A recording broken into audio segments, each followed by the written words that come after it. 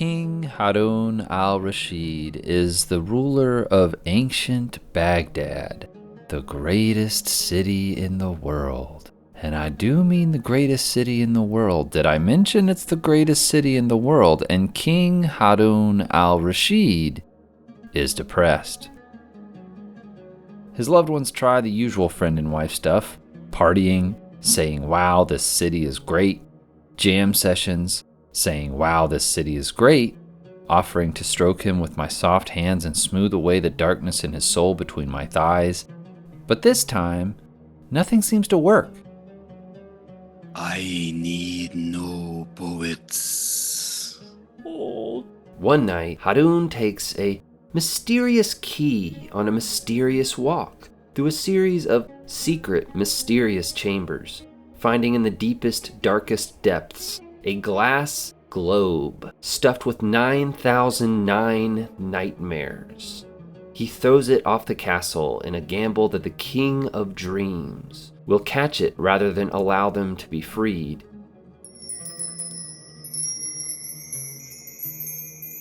You have called me, and I have come. Harun takes this moment to pitch him an idea. This is the greatest city that Allah has seen fit with which to bless the world. And this age is the perfect age. How long can it last? How long will people remember? Rather than let his city be one day forgotten, as all cities are, Harun offers to sell it to the Dream King to preserve it in the world of dreams. Dream accepts this offer and bottles the city up. The end. Once upon a time, a depressed guy sold his kingdom to a magic dude. Sounds more like the premise to a story than the story itself. A guy proposes an idea and another guy says okay. That's like a single beat of plot. What happens after that? The story ends right as it seems to be beginning. The worst Sandman comic is issue number 50, Ramadan. Now, the Sandman is one of the most beloved comic book series of all time. To the uninitiated, the whole series revolves around the personification of Dream that Harun speaks to at the end of the story. Dream is the main character, but like Ramadan, there are a lot of stories in which another character gets to step forward and take center stage. And one of the things I really love about the Sandman is its density of characters. You'll open up an issue and it'll spend the first 3 pages introducing us to the concept of ancient humans living among us, as a way to introduce us to an ancient guy named Bernie Capax, who then immediately dies. Yep, see? Death. I know that character. That character is Death.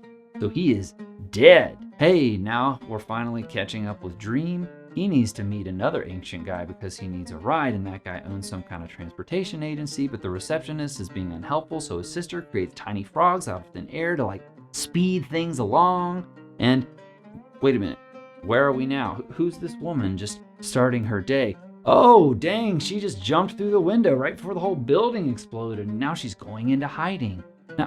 Now who's the guy talking to a dog, talking to a talking dog?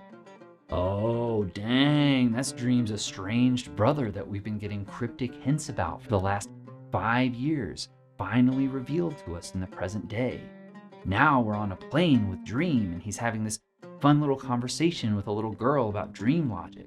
Then the plane lands, and we meet the chauffeur that we're going to learn more about in the next installment. And that's just one issue. It is a fountain of characters pouring forth. Humans, gods, dreams, nightmares, fairies, folklores, real historical figures like Shakespeare, alternate dimension American presidents, angels, demons, talking stars, talking dogs, talking cats, talking cats, talking cats. Its world building feels both infinite and intimate. Ramadan is about one guy walking around. Rather than an expansive cast of characters, we are guided through an expansive city, to the point that you could be tricked into thinking that the story is more about Baghdad than Harun. The story begins with the God's Eye montage, introducing us to the city, and over time, compresses itself. First geographically, by spending its second act in underground caves, and then, theoretically, the story is compressed still further down to a conversation between two people, Harun and Dream. But even here, the story cannot resist ogling the city, while Dream pretty much just goes, and that's it. That's the drama the whole thing's been building towards. Maybe they named it Ramadan because it leaves us starving for more.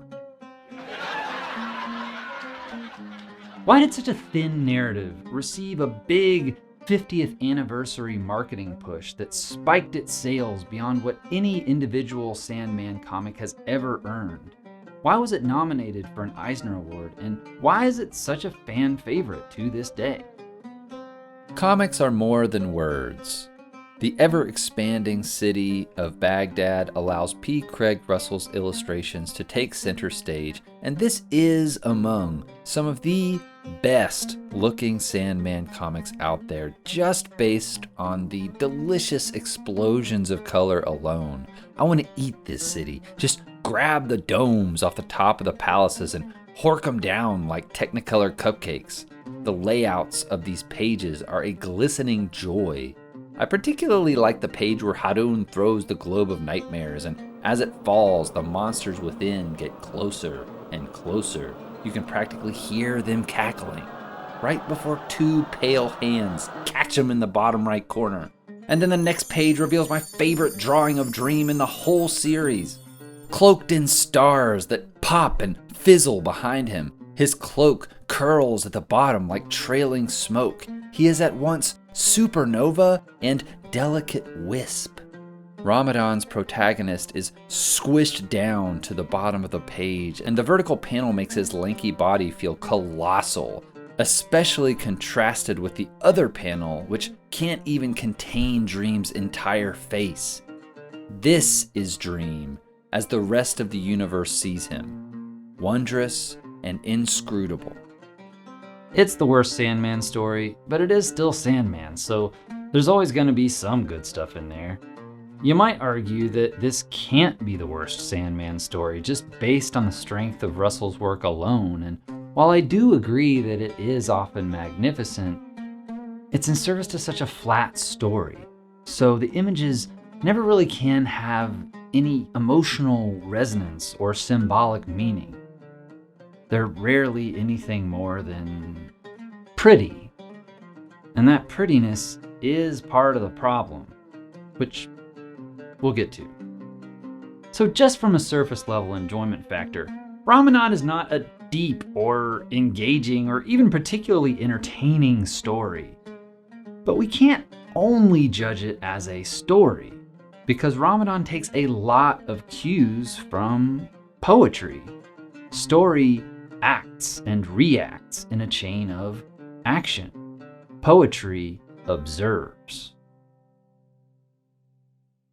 Love the sun comes up in the morning, and in the evening, zippy zappy it goes. Now, there is no dramatic conflict or characters or narrative consequence in this poem, right? But it does have what I would call poetic contrast. That zippy zappy just throws the entire thing into a totally different light. Poetry is about the way we observe, oftentimes even more than it's about what we observe.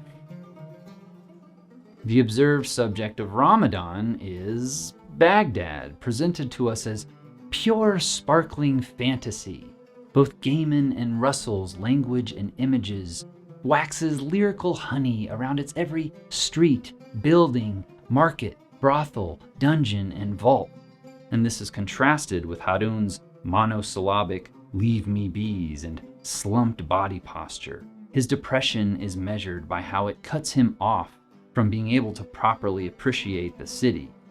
Beneath the verbose proclamations of Baghdad's greatness lurks an abyss that will not go away. There is a lot of text here, much of it structured in stanzas. like a poem.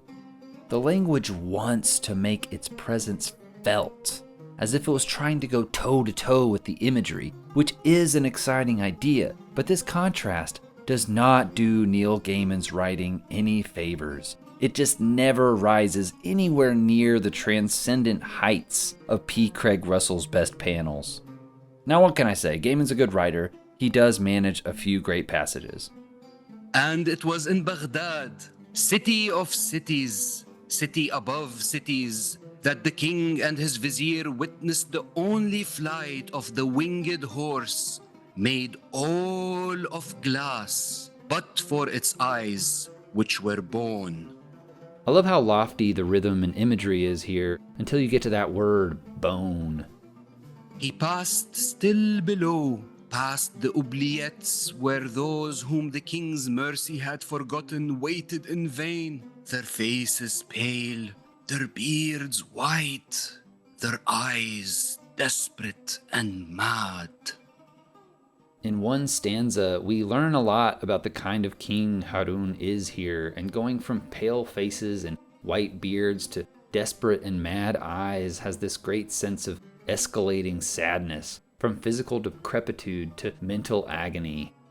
But then we get shit like diamonds and rubies, emeralds and sapphires, amethysts and pearls were piled in promiscuous heaps, uncounted, perhaps uncountable.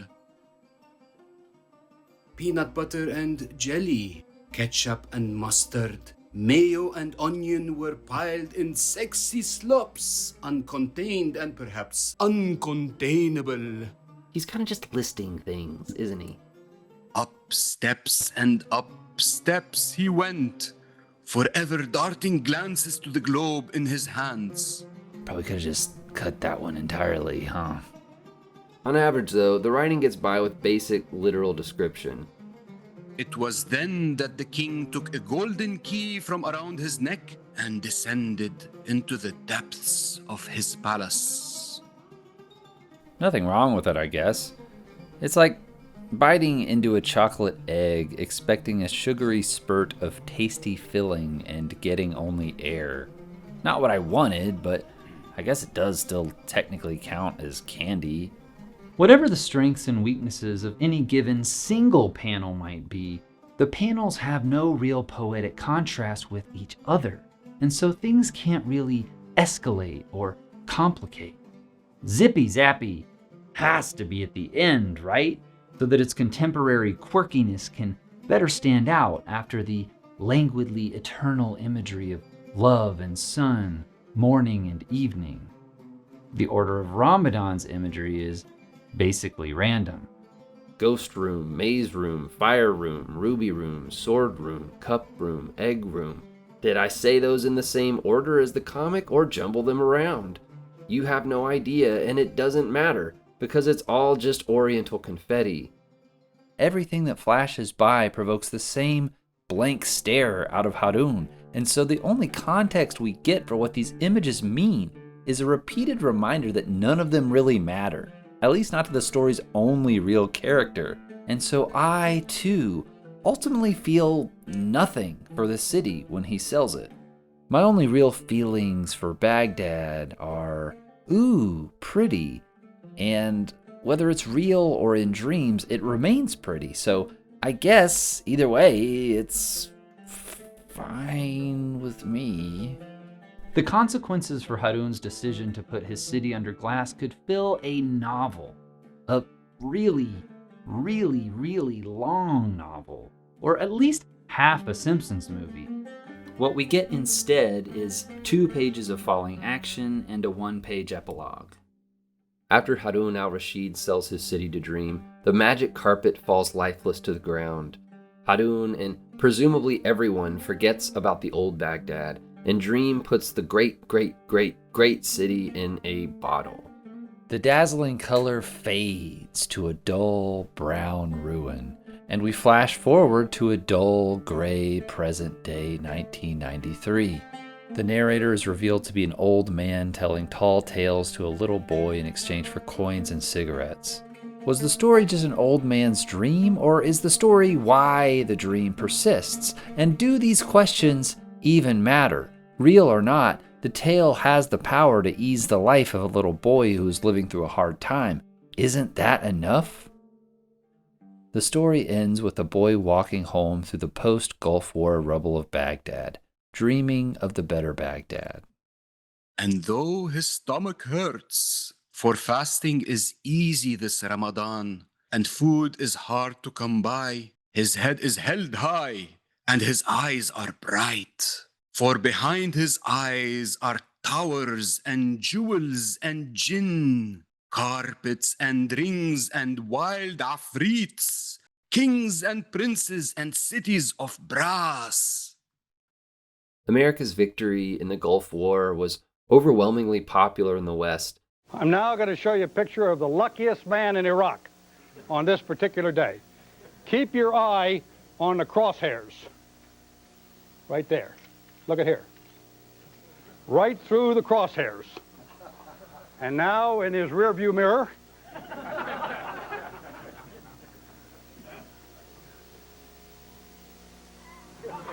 So it's nice that this comic seems to want to humanize the plight of Iraqi civilians. We like this boy, and we want him to be okay. And that's nice. But the story seems to say that he will be okay, because the power of this fantasy helps him cope with his real life. Except, in this comic, the fantasy is also the cause of his real-life problems. There's an implicit connection being made here to Harun's decision, right? Otherwise, why does this epilogue exist at all? The city became a shithole when Harun sold it, and it's still a shithole now. Not because America committed a lot of war crimes, but because a Middle Eastern king got sad. And for what? Or should I say, for whom? Who is the Dream Baghdad actually for? Westerners, right? look at how happy it makes this little boy to fantasize about how the Middle East's problems were self-inflicted. How he loves the magic carpets and sexy harem women. It really passes the time nicely while he walks over the mass graves filled with his friends and family. Orientalism is a big $10 word which describes a usually unfortunate portrayal of Asian culture as seen through the eyes of a Westerner who presents Asians as exotic or savage or exotically savage. A land of sexy belly dancers who wink behind fluttering veils, scary terrorists with assault rifles and suicide vests, or greedy merchants hawking some magic trinket or slave. A trifecta of sexual, criminal, and commercial excess. The problem is not the presence of the exotic or even of savagery, but the absence of anything else. Why is Baghdad great, according to this story? Well, it's great because it has exotic talking animals, exotic concubines, exotic architecture with secret rooms full of jewels and mysteries, and an exotic magic carpet. It's great because of its exciting savagery, its prisoners locked forever in torture chambers, its market filled with slave masters, and its sex slaves that Harun keeps locked in dungeons, including, quote, beautiful boys, their chins still hairless, their dark eyes wanton and lustful, savory as apricots plucked in the dew. We don't get to hear how these lower classes feel about Baghdad's greatness, because they never get to speak. The only speaking characters who show up for more than a panel or two are the king, dream, and the narrator, all of whose adjectives are limited to some variation of remarkable, beautiful, or incomparable. This Baghdad isn't filled with people who do and say great things. It is enough that it looks great, preferably frozen in glass. The people and kingdom at the heart of this city are only meant to be gawked at, not understood. As pretty as P. Craig Russell's images are, Their pristine gleam amplifies the impact of this infantilizing fantasy even more effectively than Gaiman's ho-hum language. Both Gaiman and Russell bathe a dystopian stereotype in a utopian glow. They love the rainbow colors of Baghdad, and it is the abstract thrill of beautifully arranged color which the story wants to preserve forever. A color that never has to be touched or smelled. A frozen people who never have to be heard. This dream is not of a future Baghdad that could exist, but of a Baghdad that never was. Ramadan is an Islamic month of fasting, reflection, and community, and yet the story which bears its name is a text of pure decadence, about a man with no inner life who cuts himself off from his community. Without people, there is no culture. Without culture, the city feels more like an abstract dream that belongs to everyone. As Noah Berlatsky observed, Ramadan, then, is a tale about losing a fantastic land to fantasy. But it isn't Harun al-Rashid who loses it. Rather, it's Gaiman and Russell and you and me, presuming you and me are Western readers. Gaiman and Russell are nostalgic for Orientalism. They know it's a dream, a vision in a bottle, but they just can't bear to put the bottle down. Our fantasy Middle East is so much more glamorous than the real Middle East. Even the people who live there must despair that our tropes are not their reality. Surely they want to be what we want them to be. I think this quote gets at the heart of why Ramadan has so many fans. The narrative takes the psychology of Orientalism and makes it literal. It gives us the Middle East as Westerners wish that it was, and then enshrines that fiction safely apart from the Middle East's realities, which the comic can only imagine as a grueling, one-dimensional cliché of misery and poverty. Many better Sandman stories take place in past historical cultures, and fantasy is not wielded in these stories as a doe-eyed delusion, but instead as a way to dramatize the values that were at stake in each of these times. Thermidor is about how the French Revolution's age of reason collapsed into madness and ego. Robespierre's obsession with reason is every bit as fanatical as the worst religious zealot, and his life falls apart when he is confronted with a magical music that his worldview cannot explain. Soft Places is about a young Marco Polo coming face to face with his own future in a way that both celebrates his explorations and wonders whether their impact robbed the world of some essential mystery. But the closest analog to Ramadan is issue 30, August. Like Ramadan, August is about a leader who has grown troubled by the greatness of his kingdom.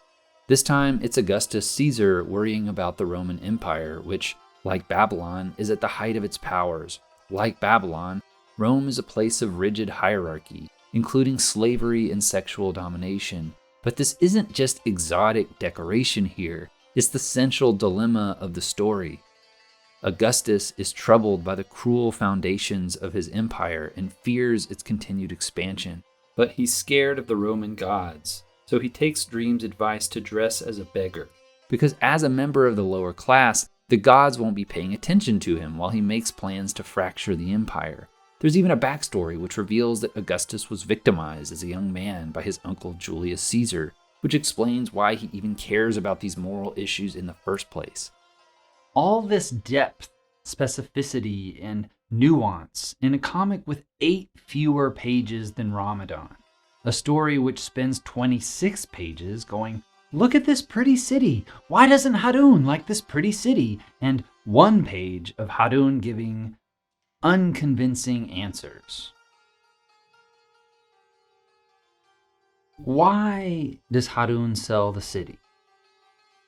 Why? Gaiman never really uses poetry to do the one thing that poetry does best, intermingling the interior world with the exterior. Harun's severe grimace keeps the workings of his mind as mysteriously exotic and savage as the rest of the city. We're told by the narrator that he's depressed. We're told by Harun, briefly, that he wants his city to live forever. I have ridden through the deserts and seen the rocks and the old walls and the statues breathed up by the desert wind in the empty wastes of sand. And then the wind and the sand come up once more, and the remnants of cities and palaces and gods vanish for another age of man, forgotten and unremembered. But so what? Destruction and death are such natural parts of this world that Dream refers to them as brother and sister. Dream is usually quick to assert with impeccable manners his utter lack of interest in whether mortals live or die. So you'd think he'd ask, why does the dream city matter more than the real one? Seems to me that a question like that could take this conversation to a more climactic and dramatic place. Make Harun earn Dream's agreement. Make him reveal something about himself that makes us feel compassion or disgust or pity or anything. That's drama. Instead, feelings stay hidden behind Harun's impenetrable wall of ennui. The only thing Harun really reveals about himself here is a vague compulsion to preserve perfection at any cost, but the compulsion itself is left unexplored. Once upon a time, a guy sold a city. The end.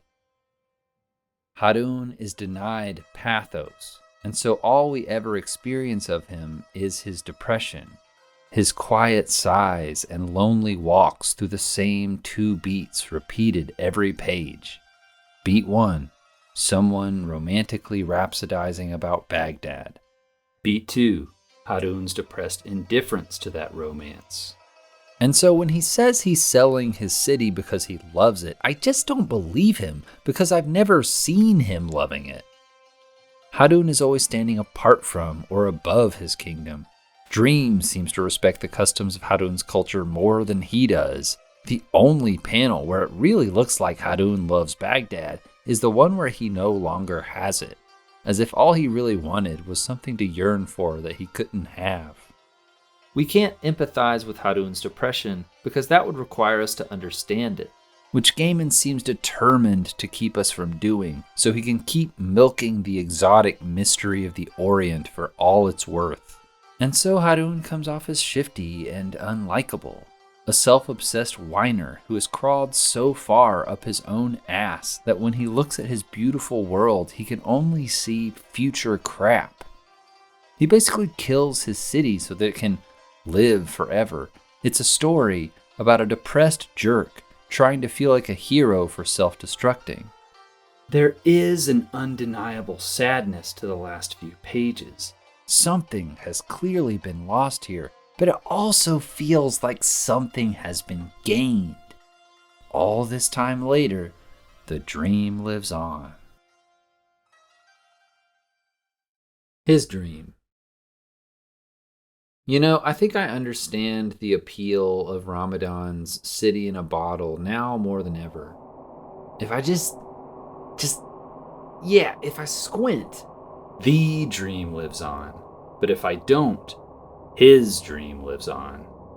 I wish I could bottle up this story and all of the Sandman in some corner of my mind that hasn't read about the Neil Gaiman allegations.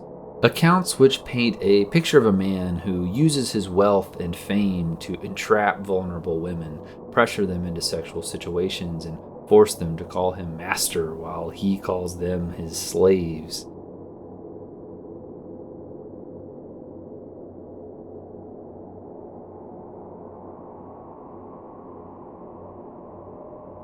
I used to think the Orientalism of Ramadan was a fluke, inconsistent with the worldview of the rest of Gaiman's work.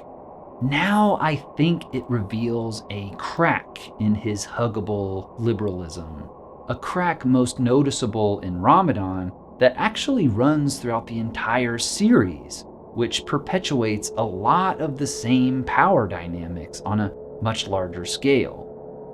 What really made The Sandman special was its ability to find moments of extreme solace from within extreme darkness. Usually, As nasty and unchangeable as the world is, you never have to look too far to find characters trying to help each other struggle along. The absence of this quality is what really makes Ramadan the worst Sandman comic. But now, every issue is the worst Sandman comic. Because I don't want comforting hugs in the dark from Neil Gaiman anymore. Distrusting the warmth at the story's core changes the shape and impact of the surrounding shadows. When I looked at the Sandman, I once saw a world of boundless possibility, and now I notice all of the cages. Dreams trapped in a globe for 70 years. The women who get close to him find themselves locked away from the real world with an increasingly distant lover. The only one to try to leave before he gets bored with her finds herself locked in hell for 10,000 years. Dream abandons his son to be literally trapped in his own head for eternity. And out of all the 100+ characters in the Sandman series, the one who most resembles Dream is King Harun al-Rashid. Harun al-Rashid imprisons and executes people for the slightest of reasons. His world is populated by discarded victims who he walks past without a glance or thought. These skeletons in his closet don't factor into the story at all, by the way. Just like Rome in August, Babylon is a place of rigid hierarchy where executions, slavery, and sexual domination are normal. Except here, these victims are merely a part of a pretty tapestry which must remain exactly how it is for all to admire for all time. Baghdad is a juicy kingdom populated entirely by upper and middle class people whose slaves stand wordless and faceless as bedposts. The story is an ode to a simpler time of masters and slaves, when kingly keys opened dungeons, brothels, and graves, where even the dreams of the oppressed are bought and sold. I once thought of Dream's kingdom of the subconsciousness to be a turbulent force of nature. Now I see a neurotically organized kingdom populated entirely by slaves, loyal subjects who get hunted down if they try to quit, who have fretful discussions dissecting their master's every mood swing, who answer him with, "Yes, sire. What shall we do, lord? Very good, lord. Yes, my lord. Sure, boss. Thank you, my lord. I await your command." Look, I know the fantasy genre has always romanticized kings and queens, and I get it. Every morning I happily bend my knee towards the throne of His Majesty King Elessar, 35th King of Gondor and first High King of the Reunited Kingdom, better known to his friends as Aragorn, son of Arathorn. But even by the standards of fantasy, the Sandman stands out in how unbeatable its hierarchy is. There is no lowly hero who rises to greatness or evil tyrant who is defeated. None can overthrow those above them. Dream's authority needs no justification. He is powerful because he is powerful, and his job has little to do with protecting what's right or punishing what's wrong. Monsters are monsters because they are monsters. Therefore, it is natural to allow them to continue their monstrosities. But she still has to be stopped. Why? She's dangerous. She's evil. Dangerous, perhaps, but evil. She acts according to her nature. Is that evil? You kill people. You eat their eyeballs. Yes. I suppose I do. Or I will. But that is my nature, isn't it? That is what I am. The world of the dreaming is filled with both good and evil, and that evil is presented as part of what makes it special. Dreams are, of course, a reflection of our subconscious desires, but in The Sandman, they are mostly a reflection of Dream's vast power, as his most loyal subject says. In this place, he can do whatever he wishes. The greatness of Baghdad is self-evident entirely because of how it satiates the whims of a single lonely pervert. The kingdom's richest wonders are locked deep underground behind doors that only Harun has the keys to. Baghdad is great because it is a monument to his absolute success wielding absolute power. The bottling of Baghdad is the ultimate exercise in total control over a civilization that has no say in what happens to them. To finalize the deal, Dream says, "All you need do is tell your people. They follow you after all, and yours is the dream." When Harun does tell them, notice how we don't really see any of their faces. They will follow him because they have to. How they feel about it doesn't matter. King Harun al-Rashid chooses to live as a hollowed-out version of himself rather than allow his world to change. But Dream doesn't need a magical Faustian bargain to achieve the same self-destruction.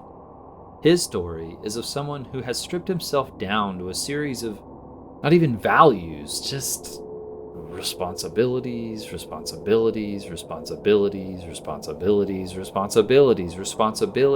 to rules which give him power. Power which is kind of the only justification for his existence. His entire personality is little more than a mastery of politeness and custom. The kind of guy who starts a party by saying, "I welcome you to the heart of the dreaming. I extend my hospitality to you all. Sweets are being prepared, and your wishes regarding nourishment and recreation will be catered for insofar as we are able to provide." The moment that power is taken away and he can no longer be a master, he rolls over and dies, choosing to give himself over to his killers rather than living a comfortable life on the run. But even the freedom of the dreaming can be a cage of a kind, my sister. Our brother Destruction simply left, took down his sigil, and said he wasn't responsible for the realm of destruction anymore, that it was no longer his affair, and took off into the forever. You could have done that! No, I could not. No, you couldn't, could you? What a pathetic end to this guy, right? Don't worry though, even in death, he made sure nothing can really change. He respawns as a different but basically the same guy who seems a little nicer but is burdened with the same responsibilities that killed the first one. Dream and Harun al-Rashid are two fucked up guys unable to appreciate worlds that bend to their will, obsessed with keeping everything the same without knowing why. Isolated men in positions of total power, slowly succumbing to despair until they both essentially take themselves off the board, but not before ensuring that the power they wield over the people they leave behind never dies. Whatever value readers might glean from these power dynamics, whatever different interpretations or personal revelations they might inspire, it's hard now in this 2025 video time capsule not to see them as cracks in a larger fantasy. The fantasy of Neil Gaiman, the quietly kind man in black who knows a thing or two about darkness, all the better to lift the rest of us out of it. A fantasy we all believed and were all deceived.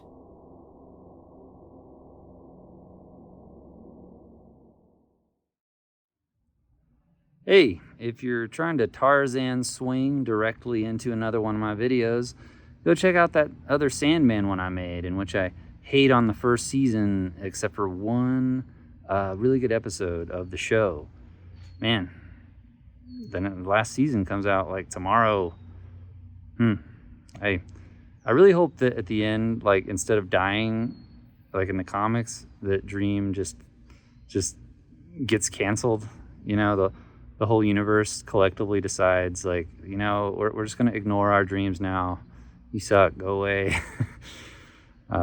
Anyway, I'm gonna be reviewing that season on the Patreon exclusive video review.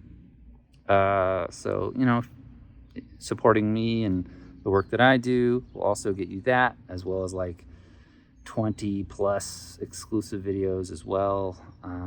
All good stuff. Just whatever you do, don't check out my second video, my second channel, Nathan Now. That's just only for the coolest people on the internet. You're not, you know, do you have what it takes? Do you even have what it takes to hang out over there among the hardcore acolytes of horror? I'm not, you know, it's not just me that's an acolyte of horror. You know, it's all those guys. They're the real ones. So just be careful if you're going to go over there. Okay, I want to, I guess, get back to work on my giant Saw franchise retrospective, a project so long and involved that at this point I sometimes entertain the, maybe I'm in a Saw trap. Maybe this whole thing is a Saw trap. What limb do I have to cut off to be done? Well, I'll leave you with that image. See ya.